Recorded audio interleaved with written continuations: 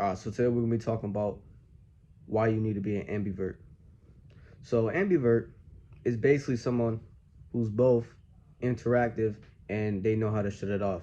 So for instance, someone who knows how to be quiet when they're supposed to and when they have to interact with others when they're supposed to. Someone who's an ambivert, they don't have to worry about any intention. They don't have to worry about any validation because they know when to turn it on and off. It's like a light switch. So ambiverts pretty much run the world because usually they know when they're in danger.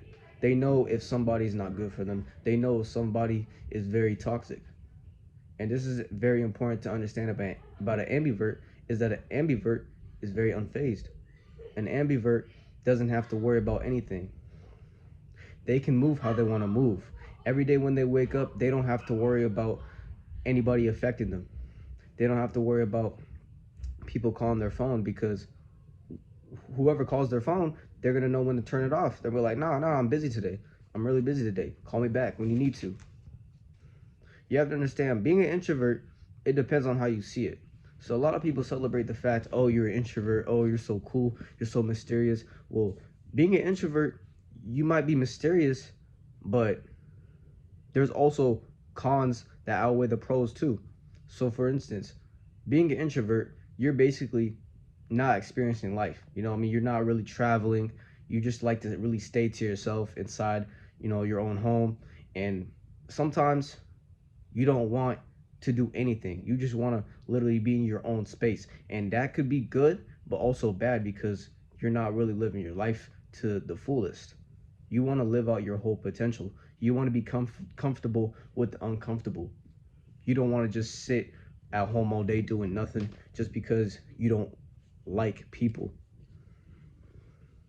Same thing with extrovert. So see, being an extrovert is pretty cool, right? You interact with everybody. Hey, I'm going to this place. You want to come? All right, man. I'm gonna come your way. Text me when you come. All right, I'm gonna come.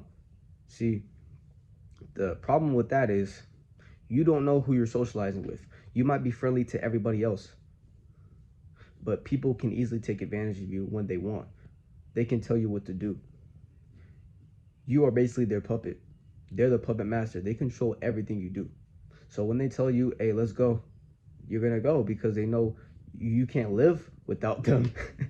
You can't live without being social. You're always social. You don't know when to turn it off. You're like a broken light switch. You're always on. You're always on. You're exposed to the outside world. And sooner or later, you're going to regret it. You're going to be like, wow, like I've spent so much time with other people when I didn't even have time for myself. I didn't have to work on myself. I didn't even have time to go to the gym. I didn't have time to clean my house because I was always outside with other people. I was always hanging out, chilling with other people, doing drugs with other people, not making sure that my priorities are straight. And that's why I always tell people being an introvert and extrovert, it has its benefits, but usually the cons outweigh the pros most of the time. So being an ambivert is the best possible solution to your problems. Thank you. Oh yeah, and I also want to remind you guys, I'm always gonna keep being consistent. You know what I mean? This YouTube journey, you know, I feel like it's all a process. You can't just expect to get like 200 subscribers in a week. You can't expect to get 20,000 in 2 weeks. You just got to stay consistent, man. This goes to any growing platform out there. You might say, oh man, like it's not working out. You got to stick to it. Stick to it always. It's going to work out in the end.